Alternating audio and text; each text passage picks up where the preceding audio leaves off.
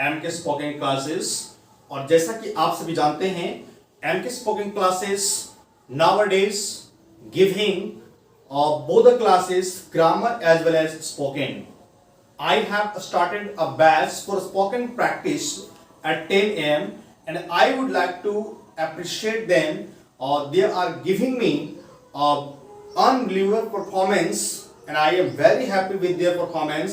और जितने सारे स्टूडेंट्स 10 बजे आकर के स्पोकन का प्रैक्टिस कर रहे हैं, मैं उन लोगों को बहुत बहुत धन्यवाद देता हूं कि वो बहुत अपने लक्ष्य के प्रति डेडिकेटेड हैं। उनको पता है that spoken is very important nowadays and while sitting there at their house they are learning online on Google meet.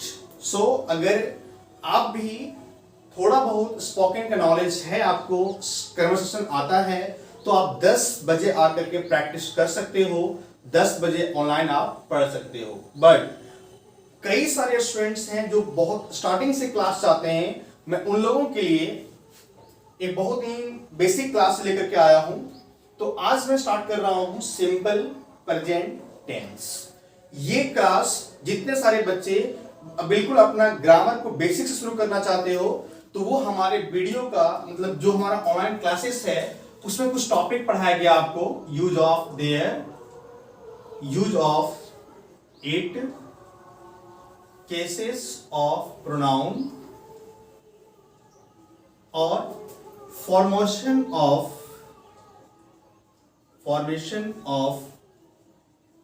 Tense structures. तो ये सारे टॉपिक्स आप देख लेंगे वहां पे चैनल में जाकर के। उसके बाद आप यहां से टेंस को स्टार्ट करेंगे। टेंस सीखने के बाद मैं यहां पे टॉपिक डील करूंगा, जिस टॉपिक पे आप प्रैक्टिस करेंगे और मैं आप लोगों का एक जूनियर स्पोकन क्लास बनाएंगे जहां पे आके आप स्पीच डील करेंगे। वो जो बैच होगा वो 10 बजे से अलग होगा, बिकॉज 10 o'clock सीनियर स्टूडेंट्स आते हैं और वहां पे प्रैक्टिस करते हैं। दो students who want to start the class from beginning वो अलग टाइम में ज्वाइन करेंगे। I will tell the time. तो चलिए स्टार्ट करते हैं हमारा simple present tense. First of all आप ये जानिए कि हमारे पास 3 तरह के टेंस होते हैं। प्रेजेंट,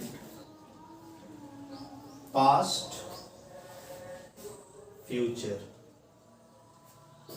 प्रेजेंट मीन्स इसमें भी आपको 4 भाग में बांटा गया है। There are 4 types of present, just like simple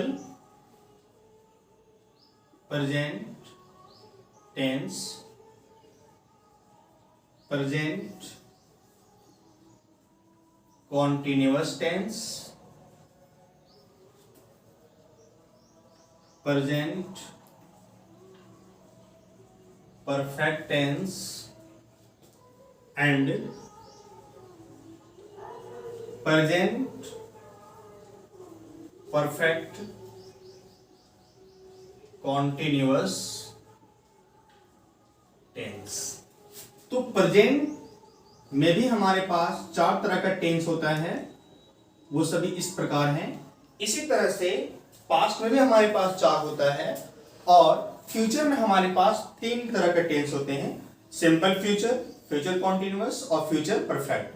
future perfect continuous tense हमारे पास नहीं होता है। तो चलिए इस इतने सारे टेंसेस में आज हम पढ़ने वाले हैं सिंपल प्रेजेंट टेंस को।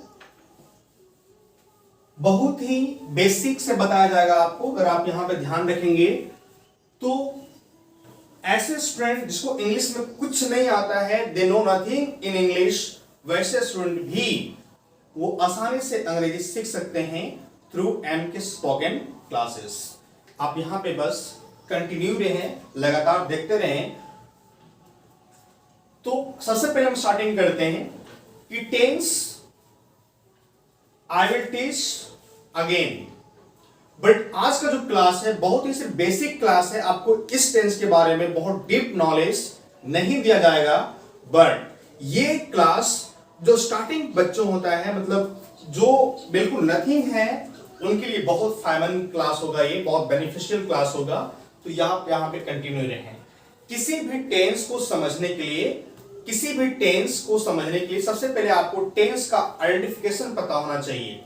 आइडेंटिफिकेशन का मतलब हुआ कि जितने सारे एक्शन होते हैं, मतलब जो वर्ब होते हैं, जस्ट लाइक, वर्ब का मतलब क्रिया, जो काम आप करते हो, जैसे पढ़ना,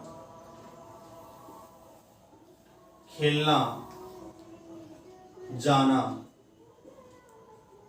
दौड़ना। तो इसी तरह से हमारे पास कई सारे वर्ब्स हैं, खेलना, पढ़ना, हंसना, रोना, गाना, आना, जाना। तो जितने सारे वर्ब्स हैं, उस वर्ब के लास्ट में ना आएगा, और उस ना को अगर हटा दो तो आपके पास क्या बचेगा। जैसे हमारे पास पढ़ना था, पढ़ना में से ना को हटा दिया तो मेरे पास क्या बच गया, पढ़। खेलना में से ना को हटा दिया, क्या बचा हमारे पास, खेल। जाना में से मैंने ना को हटा दिया, क्या बचा हमारा, जा। दौड़ना में से ना को हटा दिया, मेरे पास क्या बचा, दौड़। अब इतने सारे जो हमारे वर्ब हैं, इसमें सिंपल प्रेजेंट कहता है कि अगर आप किसी वर्ब में से ना को हटा करके उसमें ता है, ती है, ते हो, ते हैं, ये सब जोड़ दोगे तो वो हमारा सिंपल प्रेजेंट टेंस का होगा। ध्यान रखेंगे कि जितने सारे वर्ब में से अगर आप ना को हटा करके ता है, ती है, ते हैं लगा हुआ हो, जैसे हमारे पास पढ़ना में से ना को हटा दें और जो दें ता है, तो हो गया वह पढ़ता है, तो लास्ट में क्या आ गया हमारा, ता है। इट मींस इससे जो सेंटेंस हमारा बिलोंग करेगा वो हमारा सिंपल प्रेजेंट टेंस का होगा। खेलना, खेलना में से क्या लगा हुआ है, ना को मैंने हटा दिया, क्या बचा, खेल। और खेल में अगर मैं जोड़ दूं ऐसे, ती है, तो लास्ट में क्या आ गया यहाँ पे, ती है। तो सिंपल प्रेजेंट टेंस कहता है कि अगर किसी वर्ब के लास्ट में ता है, ती है, ते हैं, ते हो, ताहू लगा हुआ हो, तो वो सेंटेंस हमारा सिंपल प्रेजेंट टेंस से होता है, बिलोंग करता है। तो अगर हम सेंटेंस में लिख देंगे वह क्रिकेट खेलती है, इट मींस ती है, तो यहां पे सिंपल प्रेजेंट टेंस का हो जाएगा हमारा। जाना, अगर हम बोलेंगे जाते हो, वह तुम बाजार जाते हो, हमारे पास क्या आ गया, ते हो। किस टेंस का होगा ये हमारा, सिंपल प्रेजेंट टेंस का होगा। नेक्स्ट हमारा था दौड़ना, दौड़ना में से ना को हटा दिया, दौड़ बचा। दौड़ में अगर बोल देंगे ते हैं, वे लोग दौड़ते हैं, तो हमारे पास लास्ट में क्या आ गया, ते हैं। तो आप समझ जाएंगे कि ये सेंटेंस हमारा सिंपल प्रेजेंट टेंस का है। तो अभी आप ये समझ लेंगे कि चलिए आपके पास एक सेंटेंस हो, 10 हो, 50 हो, 100 हो, आपके पास कितना भी सेंटेंस क्यों नहीं हो, बट अगर आप सेंटेंस को इंग्लिश में ट्रांसलेट नहीं कर पाते हैं, does not matter, but English sentence, Hindi sentence को देख करके कम से कम आपके पास टेंस का नाम दिमाग में आना चाहिए। तो बाकी टेंस का नहीं आ सकता है, बट इतना तो आप सीख ही गए होंगे कि अगर सेंटेंस के लास्ट में ता है, ती है, ते हैं आ गया हो वर्ब के लास्ट में, तो वो सेंटेंस हमारा बिलोंग करेगा सिंपल प्रेजेंट टेंस से बिलोंग करेगा। तो क्या आप श्योर हैं कि आप पहचान लोगे? सबसे पहले सेंटेंस को सॉल्व करने से पहले मोस्ट इंपॉर्टेंट है कि उस सेंटेंस को आप पहचान पाते हो या फिर नहीं पहचान पाते हो। अगर कोई व्यक्ति आपको कोई सेंटेंस पूछा कि बताइए कि what is the English of Ram cricket खेलता है, तो आप इसका इंग्लिश बता पाओ या नहीं बता पाओ, डज नॉट मैटर, बट कम से कम आपके दिमाग में यह आना चाहिए कि राम क्रिकेट खेलता है, लास्ट में खेलना वर्ब था हमारा और खेलना में से ता है लगा हुआ, इट मींस जो भी हो, लेकिन ये सेंटेंस हमारा सिंपल प्रेजेंट टेंस का है। It means you are able to identify कि कौन सा सेंटेंस सिंपल प्रेजेंट का है और कौन सा सेंटेंस सिंपल प्रेजेंट का नहीं है। So I think now you don't have any confusion in identification. Identification के बाद अगर आप किसी भी सेंटेंस का टेंस पहचान लेते हो तो समझ लो कि आप उसे 50% सॉल्व कर दिए. You don't have any confusion. Now you will have the structure. हमारा स्ट्रक्चर होता है subject plus V1 oblique V5 plus object. Actually हमारे पास होता है do oblique does. Subject plus V1 oblique V5 plus object. ये हमारा स्ट्रक्चर होता है सिंपल प्रेजेंट टेंस का. बट उससे पहले मैं आपसे ये पूछना चाहूंगा कि मैं देखना चाहता हूं कि कितने लोग आप में से टेंस पहचान लेते हो, सेंटेंस को पहचान लेते हो कि उस सिंपल प्रेजेंट का है या नहीं है. जैसे अगर मैं यहां पे सेंटेंस लिखूं, वह तुम्हें बुलाता है. आप पहचान पा रहे हो कि सेंटेंस किस टेंस से है. देखते हैं इसमें कौन सा काम हो रहा है. तो बुलाने का काम हो रहा है. तो बुलाना हमारा हो गया वर्ब. अब बुलाना में से क्या किया, बुलाना हमारा वर्ब था, बुलाना में से ना को हटा दिया तो क्या बच गया, बुला. अब बुला तक छोड़ दो, उसके बाद देखो क्या जोड़ दिया, ता है. इट मींस वर्ब में क्या जोड़ा है, ता है. इसलिए सेंटेंस हो गया हमारा सिंपल प्रेजेंट टेंस से. नाउ इसको सॉल्व करने के लिए आपको पता होना चाहिए कि कौन सा हमारा सब्जेक्ट है. SUB का मैंने शॉर्ट फॉर्म में लिखा हूं सब्जेक्ट को. V1 का मतलब हो गया वर्ब का फर्स्ट फॉर्म और V5 मतलब हो गया वर्ब का फिफ्थ फॉर्म, पांचवा फॉर्म. OB मैंने शॉर्ट में लिख दिया है ऑब्जेक्ट को. वह तुम्हें बुलाता है, वह तुम्हें बुलाता है. यह सेंटेंस हमारा सिंपल प्रेजेंट टेंस का है. तो इसमें देखेंगे कौन सा हमारा सब्जेक्ट है, कौन सा ऑब्जेक्ट है, कौन सा वर्ब है. तो वह तुम्हें बुलाता है, इसमें कौन सा काम हो रहा है, बुलाने का. तो बुलाना हमारा वर्ब हो गया. बुलाने वाला कौन है इसमें, वह है. तो वह हमारा हो गया सब्जेक्ट. ये हमारा वर्ब हो गया. काम जो होगा वो हमारा वर्ब होता है. बुलाना, दौड़ना, बुलाता है, सोता है, खेलता है. जो काम होता है दैट इज वर्ब. काम को करने वाला सब्जेक्ट. और यहां पे यू क्या हो गया हमारा ऑब्जेक्ट. तो आप किसी सेंटेंस को पहचान सकते हो किस टेंस में है. दूसरा, उस सेंटेंस में कौन सा वर्ब है, कौन सा सब्जेक्ट है, कौन सा ऑब्जेक्ट है, आप आसानी से पहचान सकते हो. Then you don't have any confusion in translation of the sentence. Next,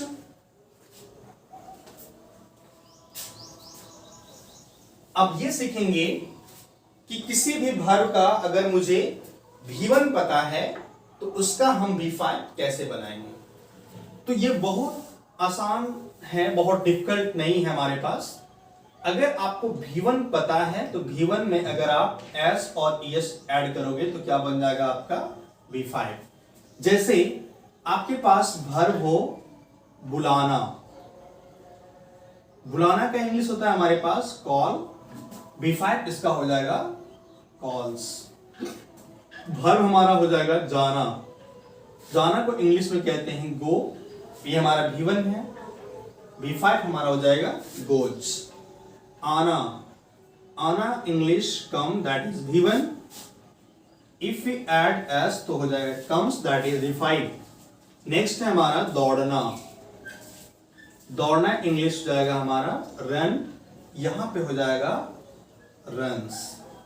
हमारे पास आ गया पीटना. पीटना को इंग्लिश में कहेंगे beat that is V1. V5 हमारा हो जाएगा बिट्स. तो आप सीख सकते हो कि कैसे हम V1 से V5 बना सकते हैं. नेक्स्ट आप ये सीखेंगे कि ऐसा कौन सा कंडीशन है जहां पे हम लोगों को V1 लगाना है और ऐसा कौन सा कंडीशन है जिसमें हम लोगों को V5 लगाना है. तो इस चीज को मैं दो तरीके से समझाता हूं। मैं आप लोगों को भी दो तरीके से समझाऊंगा। एक बहुत ही छोटा सा ट्रिकी होगा बट उसमें कोई कंफ्यूजन नहीं होगा, और एक लॉन्ग से समझ जाएंगे कि अगर किसी भी सब्जेक्ट के साथ V1 आता है तो क्यों आता है, और वो V5 आता है तो क्यों आता है। मैं थोड़ा सा लॉन्ग में भी समझाऊंगा, और फाइनली मैं एक शॉर्ट ट्रिक भी दे दूंगा जहां पे किसी तरह का V1 और V5 तथा डू और डज में भी कोई कंफ्यूजन आपके पास नहीं होगा। तो समझते हैं इस चीज को। सब्जेक्ट में जब भी कोई होता है तो बेसिकली नाउन और प्रोनाउन होता है। कुछ रेयर केसेस में वर्ब आते हैं, बट इस सेंटेंस में वो वर्ब कभी सब्जेक्ट नहीं होगा। तो सब्जेक्ट में बेसिकली दो ही चीज होते हैं, या तो फिर वो नाउन या फिर वो प्रोनाउन होते हैं।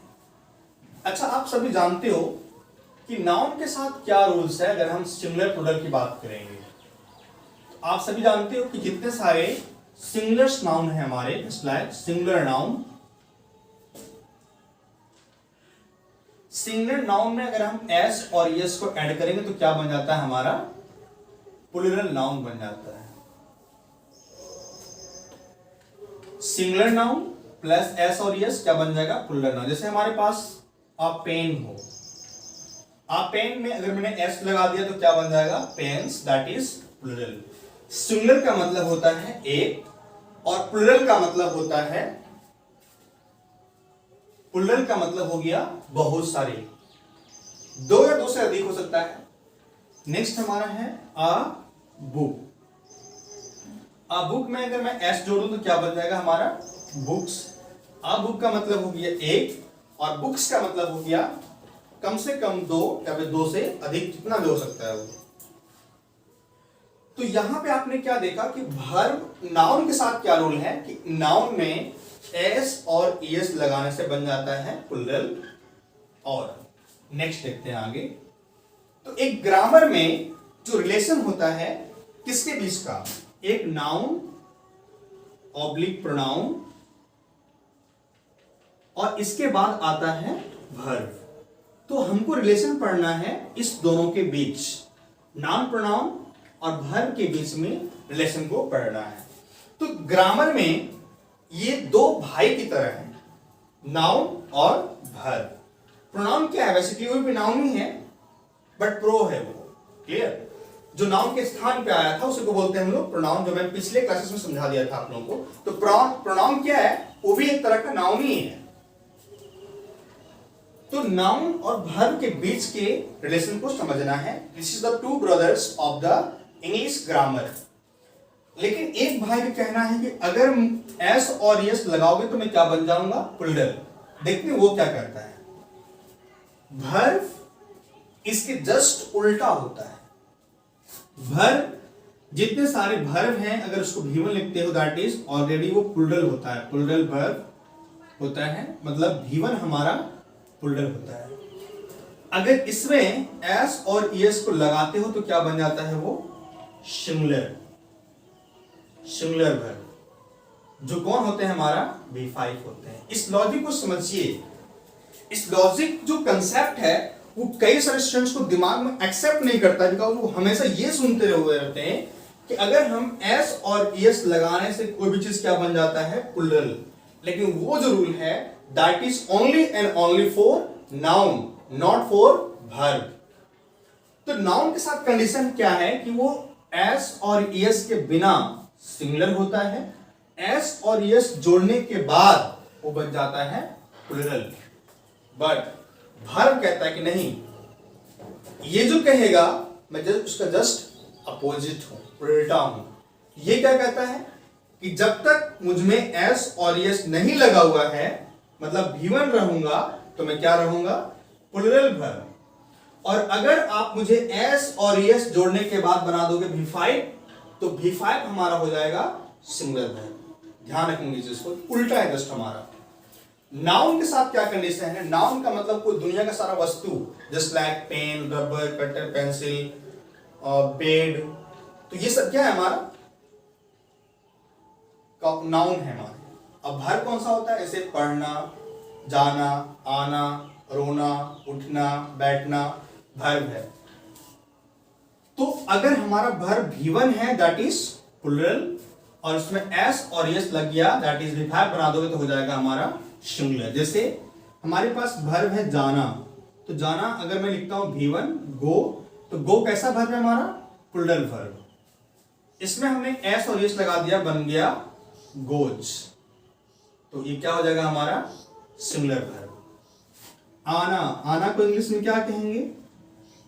कम, यहां पे बन गया कम्स।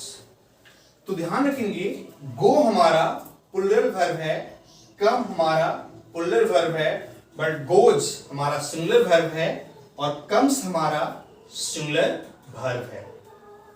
ये दो भाइयों के बीच का लड़ाई का बात है।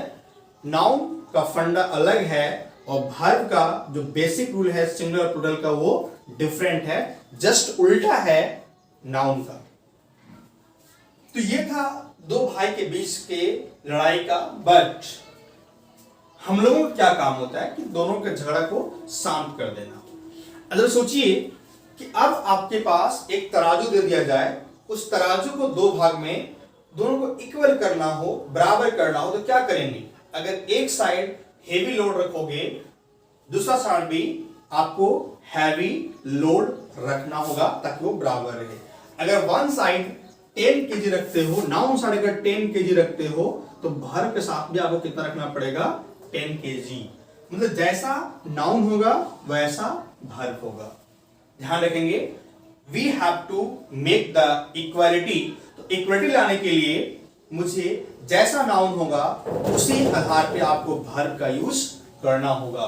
जैसे अगर आपके पास नाउन कैसा हो? सिंगुलर हो, सिंगुलर नाउन, सिंगुलर नाउन हो तो वर्ब, नाउन कैसा है हमारा? सिंगुलर, तो वर्ब कैसा लेगा? सिंगुलर लेगा। तो singular noun plus singular verb. अब सिंगुलर वर्ब कौन सा होता है? तो हमारा V5 होता है। We have the V5 is singular verb. Next हमारा है प्लूरल नाउन। तो प्लूरल नाउन कैसा है हमारा? प्लूरल है, तो वर्ब कैसा लेगा हमारा? प्लूरल लेगा, तो ये लेगा हमारा प्लूरल वर्ब, जो कौन होता है हमारा? V1।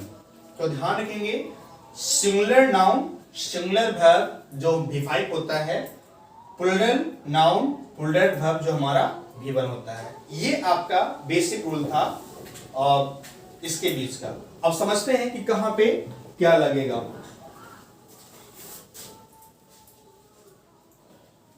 जिससे आपके पास दिया गया हो ही, अब ही प्लस क्या लगाओगे? V1 और V5। देखो अब आपको यह समझना होगा कि ही मीन्स क्या होता है? वह, और एक लड़का को दिखाता है। ही मीन्स वह एक लड़का को दिखाता है। तो यहां पे कितना हो गया? ये हमारा सिंगुलर हो गया। तो अब कैसा वर्ब लेगा ये? Singular verb. तो सिंगुलर वर्ब कौन सा होता है हमारा? सिंगुलर नाउन, तो सिंगुलर वर्ब लेगा जो कौन होता है हमारा? V5। तो ही के साथ क्या लगेगा हमारा? V5। V1 हमारा रॉन्ग होगा।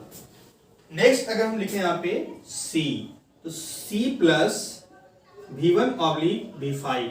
अब बताइए कि C मीन्स क्या होता है? वह एक लड़की होता है।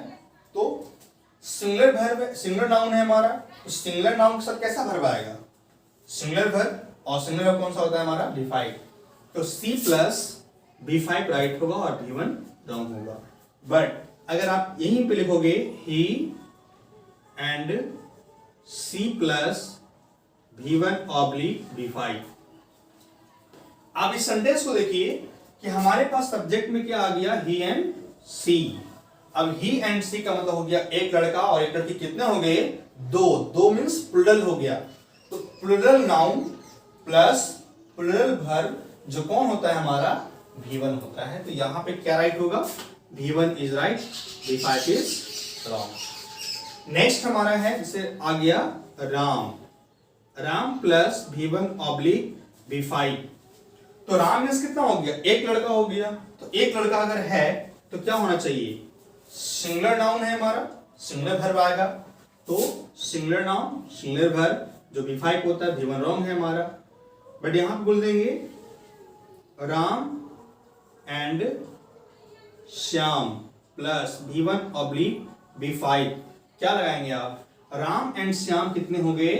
2 हो गए, इसलिए हमारा प्लूरल वर्ब होगा। और वर्ब में प्लूरल वही होता है जिसमें एस और यश नहीं लगा हुआ हो। इट मींस वो कैसा होना चाहिए? V1 होना चाहिए। तो यहां पे हो जाएगा हमारा V1 राइट, V5 हमारा wrong. Are doctor plus V1 oblique V5 क्या राइट होगा यहां बताइए? आर डॉक्टर प्लस डॉक्टर कैसा है? एक, इट मीन सिंगुलर।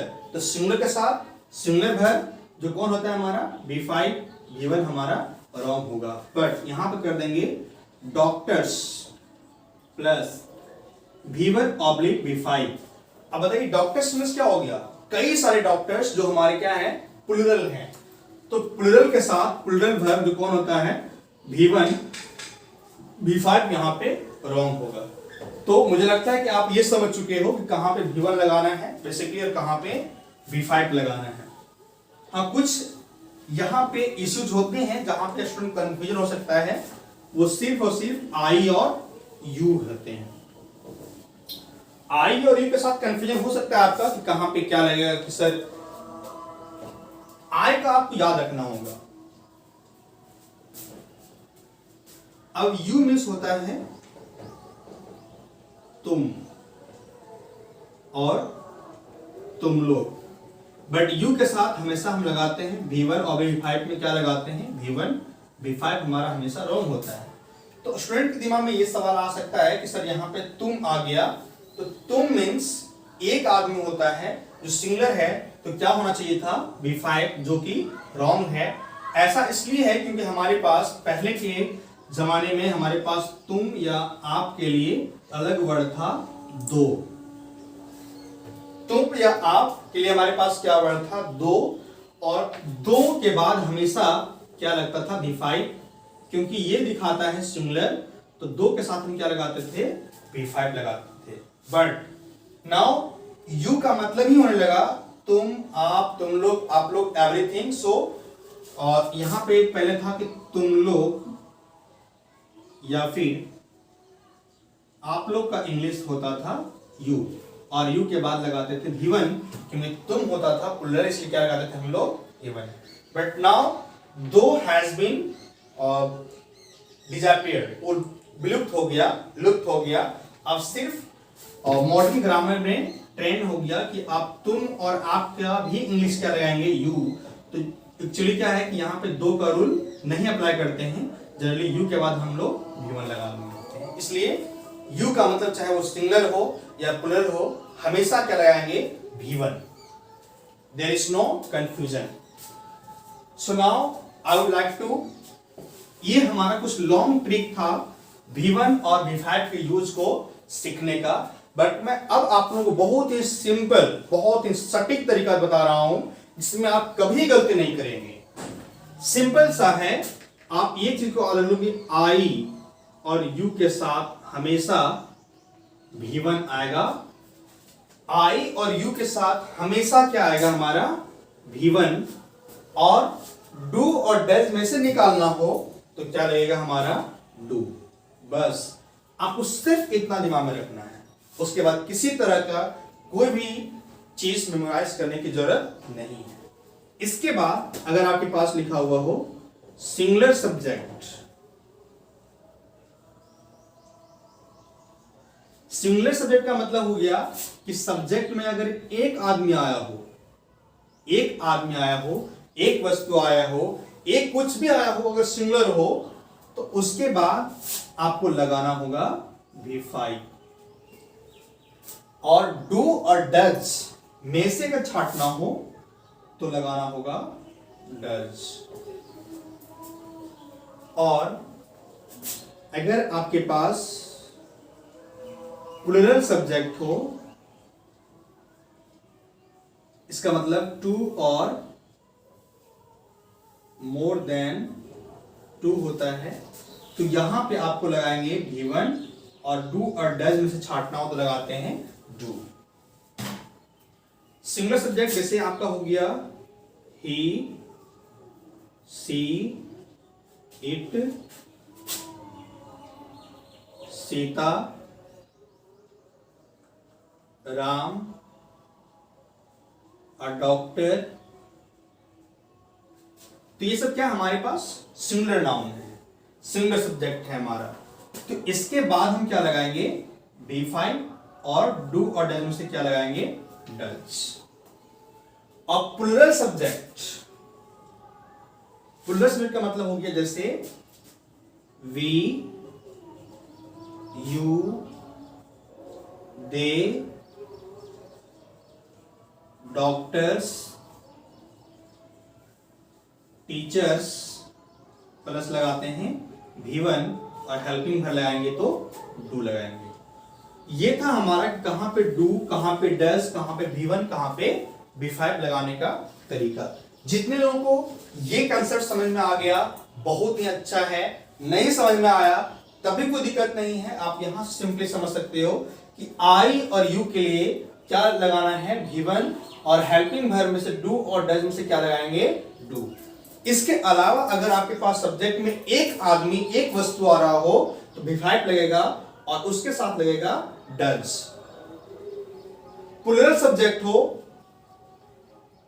तो वहां प्लुरल का मतलब हो गया दो या दो से अधिक, तो क्या लगेगा हमारा V1, और डू और डज छाटना हो तो क्या लगाएंगे, वहां पे डू लगाते हैं।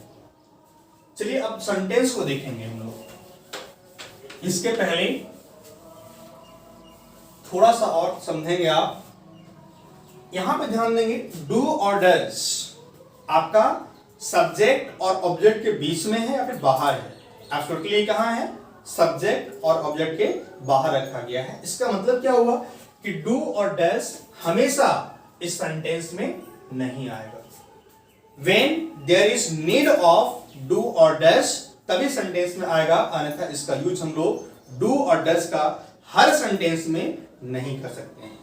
तो डू डज कहां आएगा, जब आपके पास हिंदी के सेंटेंस में नहीं लगा हुआ हो, क्या लगा हुआ हो, WH वर्ड लगा हुआ हो, या फिर सेंटेंस को एम्फैटिक करना हो, तब हम डू डज का यूज सेंटेंस में करते हैं। दूसरा चीज ध्यान रखेंगे कि जब आपके पास डू और डज नहीं लगा हुआ हो तो सब्जेक्ट के अकॉर्डिंग कभी V1 लगाएंगे और सब्जेक्ट के अकॉर्डिंग कभी V5 लगाएंगे। लेकिन एक बार डू और डज सेंटेंस में आ गया तो डू और डज के बाद हमेशा क्या लगेगा आपका, V1। ऑलवेज अगर सेंटेंस में डू और डज आ गया then we have to use always and always, that is V1। हम लोग कभी भी V5 का यूज नहीं कर सकते हैं डज लगने के बाद। चलिए आप सेंटेंस को देखते हैं हम लोग। सेंटेंस में अगर लिखा हुआ हो राम तुम्हें बुलाता है। अब राम तुम्हें बुलाता है, यहां पे ध्यान देंगे कौन सा काम हो रहा है, सोने का, जगने का, खेलने का। यस, आपने बिल्कुल से सोचा। जितना मैंने एग्जांपल बोला वो कुछ भी नहीं था उसमें। यहां भर काम कौन सा हो रहा है इसमें, बुलाने का। अब बुलाना था तो हमारे पास वर्ब था बुलाना। बुलाना में से ना को हटा दिया मैंने तो क्या बच गया, बुला। बुला के बाद क्या हो गया, ता है, तो ता है जोड़ा हुआ इसमें, तो ता है, ती है, ती है, सेपरेट हो गया। स्ट्रक्चर हमारा हो गया subject plus V1 V5 plus object. अब हमको पहचानना है कि इसमें कौन सा सब्जेक्ट है, कौन सा वर्ब है। तो वर्ब आप पहचान ही लिए हो, जो काम होगा दैट इज वर्ब। तो यहां पे बुलाना हमारा हो गया वर्ब। बुलाने वाला कौन, दैट इज राम। तो राम हमारा हो गया सब्जेक्ट। अब यू हमारा क्या हो गया, ऑब्जेक्ट। तो स्ट्रक्चर कहता है कि सबसे पहले क्या लगाओ, सब्जेक्ट, उसके बाद तुम पहचानो V1 या V5 क्या लगाओगे, प्लस ऑब्जेक्ट। उसके बाद जरूरत पड़े डू डज का इस्तेमाल करो, कब, सेंटेंस में नहीं लगा हुआ हो, क्या लगा हुआ हो, या फिर कोई WH वर्ड हो, या सेंटेंस को एम्फैटिक करना हो। तो हमारे पास नहीं है, राम तुम्हें बुलाता है, नहीं है। क्या है? राम तुम्हें बुलाता है, नहीं है। डब्ल्यूएच वर्ड है। इसका मतलब क्या हुआ कि इस सेंटेंस में डू ऑब्लिक डज का यूज नहीं होगा, नहीं होगा इसमें। तो सिंपली पहले क्या आएगा? सब्जेक्ट हम लिखेंगे यहां पे राम, V1 V5। अब राम में सोचो एक हो गया, एक लड़का है, वो सिंगुलर है, तो सिंगुलर सब्जेक्ट के साथ हम क्या लगाते हैं? V5। तो हो गया राम। अब हमारा बुलाना का इंग्लिश कॉल, कॉल भी हमारा विभाग क्या होता है? हमारा कॉल्स। तो लिखेंगे Ram calls you, Ram calls you. Next लिखेंगे राम तुम्हें नहीं बुलाता है। राम तुम्हें नहीं बुलाता है, ये भी हमारा सिंपल प्रेजेंट से है, तो इसमें क्या आ गया? नहीं। तो subject plus V1 V5 plus object, helping verb है हमारा डू डज, तो ये होगा, नहीं लगा हुआ है, यहां पे नहीं है। इसका मतलब इसमें डू या फिर डज का यूज होगा। तो पहले क्या है? राम, तो लिखेंगे राम। अब मुझे छांटना है डू या डज, तो राम का मतलब एक लड़का हो गया, तो राम एक लड़का हो गया, सिंगुलर है, तो क्या छाड़ेंगे? डू डज में से डज, यहां पे आएगा। और अगर आप एक चीज और सीख लो, यहां पे डू प्लस नॉट लगाना चाहते तो क्या हो जाएगा हमारा? डोंट। और अगर हमारे पास डज प्लस नॉट है तो इसका शॉर्ट फॉर्म हो जाएगा डजंट। तो यहां पे राम के साथ क्या हो जाएगा? राम डजंट। अब ध्यान दो कि आपने डज लगा दिया, तो डज के बाद हमेशा क्या आएगा? V1 आएगा। डू डज में से कुछ भी लगा दो, उसके बाद ये टेंशन हटा दो कि कभी V5 आएगा। डू डज आ गया, इसका मतलब हर हाल में क्या लगेगा? V1। तो डू डज प्लस V1 होगा। तो अगर कुछ स्टूडेंट ऐसे लिखते हैं राम डजंट कॉल्स यू, बताइए कि ये रॉन्ग है या राइट? एब्सोल्युटली रॉन्ग है, क्योंकि आपने कॉल्स लगाया, that is wrong, that is call होना चाहिए यहां पे। Ram doesn't call you, this is the right answer. अगर हम बोलेंगे क्या राम तुम्हें बुलाता है, अब क्या राम तुम्हें बुलाता है, डेट इज स्टार्टिंग में क्या आ गया? क्या, इट मींस इंट्रोगेटिव सेंटेंस, और इंट्रोगेटिव सेंटेंस में एक्चुअली वर्ब सब्जेक्ट के पहले आ जाता है। तो क्या लगा हुआ है? इसका मतलब डू डज में से कोई ना कोई आएगा। यहां पे सब्जेक्ट में राम, तो राम हमारा सिंगुलर है, तो क्या लगेगा? डज। मतलब यहां पे क्या किए थे? डज हमारा राइट था, तो डज लगाए थे, तो यहां पे डज को पहले कर देंगे। सेंटेंस के स्टार्टिंग में क्या लग गया? मतलब जो भी उसमें हेल्पिंग वर्ब एक्चुअली आ रहा हो, वो सेंटेंस के पहले आ जाएगा। यहां पे आ जाएगा डज राम कॉल्स यू। अब बताइए कि रॉन्ग है या राइट है? एब्सोल्युटली रॉन्ग है। रीजन क्या है कि डज आ चुका है, और डज आने के बाद यहां पे हम कॉल्स का यूज नहीं कर सकते हैं, क्योंकि हमको लगाना है V1। तो does Ram call you, this is the right answer. अगर आप बोलेंगे क्या राम तुम्हें नहीं बुलाता है, क्या राम तुम्हें नहीं बुलाता है? अब जरा सोचिए क्या हो जाएगा इसका? क्या भी लगा हुआ है, नहीं भी लगा हुआ है, तो क्या हो जाएगा? Doesn't Ram calls you. अब बताइए ये रॉन्ग है राइट? एब्सोल्युटली रॉन्ग है। डज आ चुका है, तो हम यहां पे कॉल्स नहीं होगा, क्या होगा यहां पे? कॉल होगा। तो doesn't Ram call you, this is the right answer. इसी तरह से आप प्रैक्टिस करेंगे। मैं एक सेंटेंस और आपको सिखा देता हूं।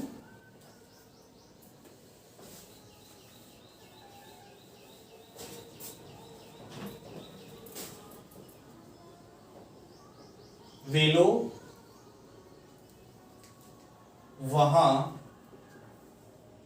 जाते हैं। वे लोग वहां जाते हैं, ते हैं, समय प्रेजेंट आ गया हमारा। तो पहले कौन सा वर्ब हो रहा है इसमें, जाना हमारा वर्ब है। जाने वाले कौन है, वे लोग, दैट इज सब्जेक्ट। अब सॉल्व करते हैं इसको। सब्जेक्ट प्लस V1 विभाग प्लस ऑब्जेक्ट, एक्चुअली क्या है हमारा, डू एंड डज। इसमें नहीं लगा हुआ है, नहीं है। क्या लगा हुआ है, नहीं है। डज लगा हुआ है, नहीं है। तो इसमें डू ऑब्लिक डज का यूज हम लोग नहीं करेंगे। तो वे लोग वहां जाते हैं, इंग्लिश क्या आ जाएगा, दे गो देयर। वे लोग वहां नहीं जाते हैं। अब हमारे पास दे है, दे लिखेंगे, डू नॉट गो देयर। अब दे मीन्स प्लूरल हो गया, तो प्लस क्या लगाते हैं हम लोग, डू लगाते हैं, इसलिए क्या हो गया, डू। कई बार स्टूडेंट सोच रहे होते हैं कि सर यहाँ पे डोंट नहीं होगा क्या, लिख सकते हो। वहां भी स्टूडेंट सोच रहे होंगे सर डज नॉट नहीं होगा क्या, हो सकता है, आप डज नॉट को अलग अलग लिख सकते हो, नो प्रॉब्लम। तो they do not go there, this is right. They don't go there, this is also right. क्या वे लोग वहां जाते हैं, क्या वे लोग वहां जाते हैं, इंग्लिश क्या आ जाएगा, डू दे गो देयर। क्योंकि क्या लग गया, हेल्पिंग वर्ब पहले आ जाएगा हमारा, तो हेल्पिंग वर्ब इसमें क्या आ रहा है, डू आ रहा है, इसलिए डू पहले कर देंगे। क्या वे लोग वहां नहीं जाते हैं, तो क्या बोलेंगे आप, don't they go there, this is right. तो ये था हमारा सिंपल प्रेजेंट टेंस। कोई भी स्टूडेंट कमेंट में ये नहीं लिखेगा कि क्या कैसा बहुत अच्छा क्लास रहा, ये रहा वो रहा, नाइस वीडियो सर, ऐसा कुछ नहीं लिखेंगे आप। अगर आप कमेंट करना चाहते हैं तो आप सिर्फ और सिर्फ ये लिखेंगे कि एक लड़का मुझे बुलाता है। इसको इंग्लिश में क्या लिखेंगे, और इसका चारों लिखेंगे आप कमेंट में, अदरवाइज कमेंट आप नहीं करेंगे। अगर आप ये लिखते हैं कि एक लड़का मुझे बुलाता है, इसका इंग्लिश क्या होगा, एक लड़का मुझे बुलाता है, एक लड़का मुझे नहीं बुलाता है, क्या एक लड़का मुझे बुलाता है, क्या एक लड़का मुझे नहीं बुलाता है, इस चारों का इंग्लिश लिखेंगे। किसी तरह का मुझे सप्लीमेंट कॉम्प्लीमेंट नहीं चाहिए मेरे को कि नाइस वीडियो सर, बहुत अच्छा है sir, keep it up, I don't like this. अगर आप लिखेंगे तो एक लड़का मुझे बुलाता है, इसका चारों फॉर्म में लिखेंगे, अदरवाइज नो कमेंट्स। नेक्स्ट, ऐसे स्टूडेंट जो बेसिक क्लास स्पोकन का ज्वाइन करना चाहते हैं, तो यहाँ पे आपके पास मैं टॉपिक देता हूं, माई डेली रूटीन। वो आज से ही शाम में ज्वाइन करेंगे माई डेली रूटीन पे, इन इवनिंग। वो अभी इस वीडियो को देखेंगे, सीखेंगे और शाम में क्लास ज्वाइन करेंगे माई डेली रूटीन। इसमें क्या बोलना है, माई डेली रूटीन मींस जो काम आप सुबह से लेके रात सोने से पहले तक करते हो। जैसे मैं कैसे बोलूंगा, when you start topic start करोगे आप, respected sir, my all dear friends, good morning या फिर good evening to all of you. Today I am going to take chance to speak here on the topic my daily routine. Friends, मैं सुबह रोज 6 बजे उठता हूँ, I get up everyday at 6 o'clock। उसके बाद मैं फ्रेश होता हूँ, तो ताहू आ रहा है, after that I get fresh. उसके बाद मैं मॉर्निंग वॉक के लिए जाता हूँ, आई गो टू मॉर्निंग वॉक। मैं वहां से वापस आता हूँ, आई कम बैक फ्रॉम देयर, मैं नाश्ता करता हूँ, आई टेक ब्रेकफास्ट। मैं 2 घंटा पढ़ता हूँ, आई ईट फॉर 2 hours। मैं कुछ सेलफोन यूज करता हूँ, I use my cellphone for some time. मैं कुछ होमवर्क सॉल्व करता हूँ, अभी होमवर्क बनाता हूँ, तो आई प्रिपेयर माई होमवर्क। मैं लंच करता हूँ, आई टेक लंच। मैं 2 घंटे सोता हूँ, आई टेक रेस्ट, अभी आई स्लीप फॉर 2 hours। मैं शाम में वॉक करता हूँ तो I go for walk in evening. मैं शाम में पढ़ता हूँ तो आई रीड इन इवनिंग। मैं डिनर करता हूँ, I take my dinner and I sleep at 10 o'clock। ये आपका ऐसे बोलेंगे। कई चीज़ों को आप ऐड कर सकते हो या फिर रिड्यूस कर सकते हो। चलिए ठीक है, you will get ready in evening, you will send me the message on WhatsApp and I will add you in the group. WhatsApp number इस मोबाइल के डिस्क्रिप्शन में डाला गया है, आप वहाँ से देख लेंगे। थैंक यू, मिलते हैं नेक्स्ट वीडियो में।